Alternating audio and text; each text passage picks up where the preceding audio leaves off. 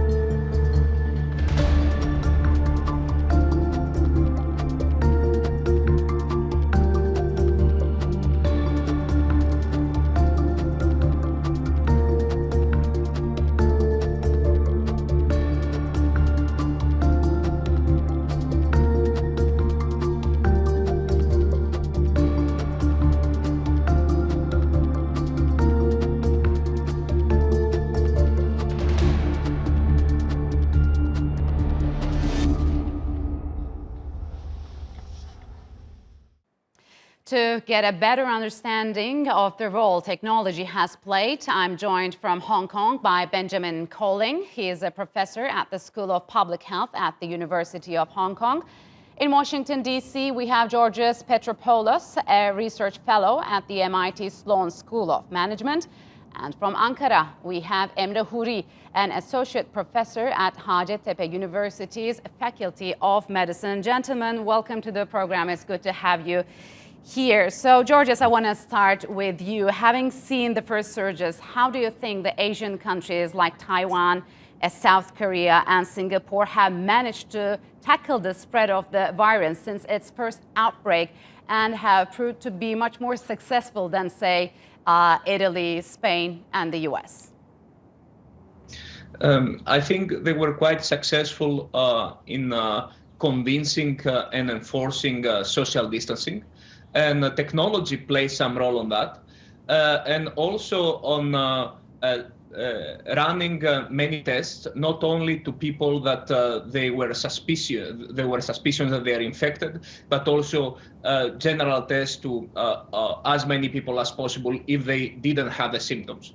And this is important because this particular virus, in many cases, is asymptomatic. You are infected without knowing. Mm-hmm. So in the terms of the technology, what we have seen is the use of mobile applications that can track the virus, can locate people that they are infected, and they can assess the risk of other people to be infected by being in close proximity with the infected cases. And also by enforcing the social distancing rules through technology means. By knowing where the people are, they know exactly whether these social distancing rules and principles are implemented, and they can act accordingly. So we had these mobile applications that could share location data and which were shared with authorities in order to be able at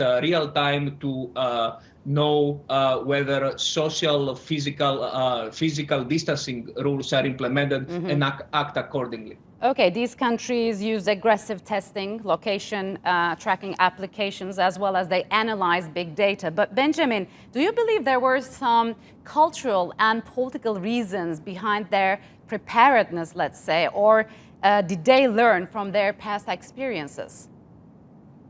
There's been a lot of preparation made in China, particularly to respond to an emerging infection. And in January, there was a really big scale up in the use of technology to get on top of coronavirus, not only by testing people to find who was infected, but then tracing their contacts and putting them into quarantine and stopping large numbers of people from traveling around the country in order to really crack down on transmission. So do you believe in some Asian countries people are more compliant to lockdowns and quarantines? Yeah, there's certainly cultural aspects to it. In China, it's a little bit unique because the government is able to insist that people follow these kind of instructions, whereas in other parts of Asia, there's a lot more voluntary compliance with many of these regulations. But certainly we've seen many parts of Asia have been successful in getting social distancing implemented. All right. Now let's go to Ankara. It's kind of new to us, Emre, to have the social distancing as well as self-isolation. Success of Asian countries have shown us how crucial technology is in fighting the pandemic. Tell us about Turkey's efforts. It recently announced a location tracking system like some Asian countries have done. Will this be enough, or are there some initiatives launched to fight COVID-19? Thank you so much. First of all, I would like to stress the new technologies are used to prevent the spread of the outbreak. We have to know that. One of the main reasons for the number of case differences between the countries can be the role of the high technology in early diagnosis. So I would like to mention about first of all, the new innovation coming from Turkey scientists in Turkey related to this topic, especially AI-based solutions. And we collaborated as our research team with Korean scientists for usage software in Turkey to achieve early detection for suspected cases and anatomic evaluation of the COVID pneumonia. So it detects the pneumonic manifestation in CT images, and it's like a mission as a triage, which means the software quantifies the pneumonia and provide us the feedback. So this is, I think, the novelty as a software, and used data of hundreds of Korean and China's corona patients. And it is very easy to uploading the physician's laptop or computer, so it can be used easily. And in another initiation, and it's also coming from Hacettepe University, our colleague Cem Şimşek, and it's really, they use the convoluted artificial intelligence system to diagnose the COVID patient with chest X-rays of patients who has admitted the symptoms suggestive of COVID-19 pneumonia. Yes. And it demonstrated also successful statistical analysis. All right. Rapid spread of COVID-19 has forced countries to use every trick in the book. Georgios, let me continue with you. Is this the first time we see a rare and close cooperation between authorities, telecom operators, high-tech companies, as well as research institutions? And do you believe this will usher in a new normal when it comes to doing business and dealing with such a health crisis? That is indeed a very good example that such a collaboration, a coordination among different major patterns, government, private sector, telecom and digital firms, can lead to something good. And indeed, this is the main thing we should keep from that. And we have used to seeing government and digital telecom actors to be on the opposite side through the regulatory framework and the proposals that were discussed under intense debate, but we see that collaboration can bring a lot of benefit. So I believe that we build a new interaction, a new norm, which we can build on as we move forward, and hopefully soon after the end of this crisis. So in order to have mutual benefits for society. So how long it is, you think, before we see the results become visible? it will take some time in the sense that technology needs some time to be diffused and get some impact. And if you are talking about a virus like that, history has shown that it comes in waves, and we are just in the first wave. So I expect that such kind of technologies and the way they used and this partnership behind them will be much more effective in the second wave when it comes. Some specialists say that this will be the approximate period will be somewhere in the fall. Yes. So then the combination that we will have increased immunity from the first wave and we will have these technologies in place can bring us better results. However, let me note a final thing. We have seen so many different applications in different countries. We need some form of standardization. We need some form of coordination of the different applications that they are diffused, because otherwise we have duplication of effort while we could build on what the other people did and just improve these applications.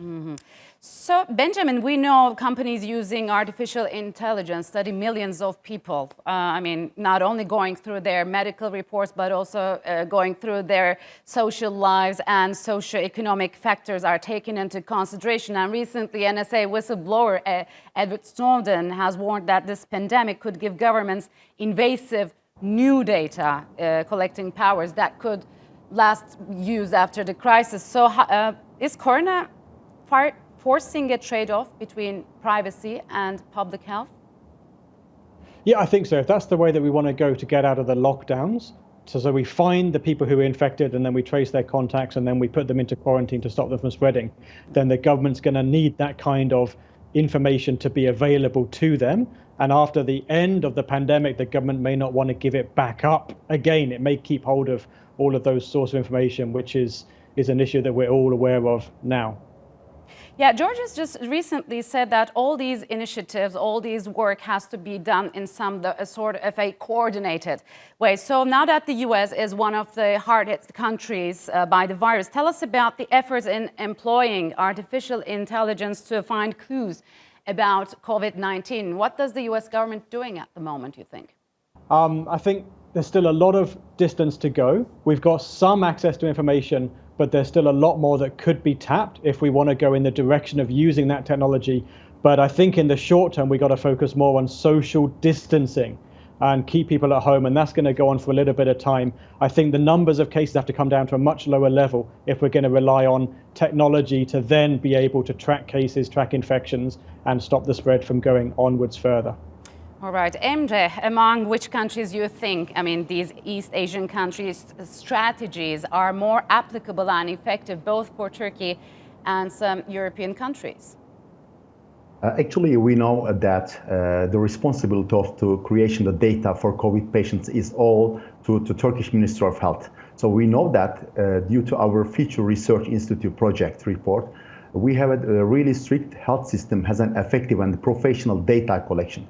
So the creation of the big data, especially for the COVID patients, is crucial to maintain the applications to creation for the application AI-based for the future. So this can be the first strategy. The second strategy can be the immediate technology transfer. We know that the Minister of Health announced the new home tracking system, and it checks the patient's data, the warns when necessary, and allows patient recording data to the system for 14 days when the person in quarantine. That provides, the easy follow-up. This is already set up in South Korea and Singapore, and that that the case number is not too many compared to other countries. Yeah, maybe after this crisis, some European countries will review their health systems. But Georgios, do you believe Europe will follow suit with Asian countries in data sharing? Because we know that they have stricter laws in data protection. What do you make of it? I think, indeed, the privacy regulation in Europe is very strict. And the main principle is that individuals should have full control of their data and how it is used in online activities. So what I would see as a potential scenario is to build data sharing mechanisms in the case they are proven to be helpful between different jurisdictions on the basis of mutual respect of the different rules. All right, I'm afraid we're out of time. Gentlemen, thank you very much for joining us on Straight Talk. Appreciate it a lot.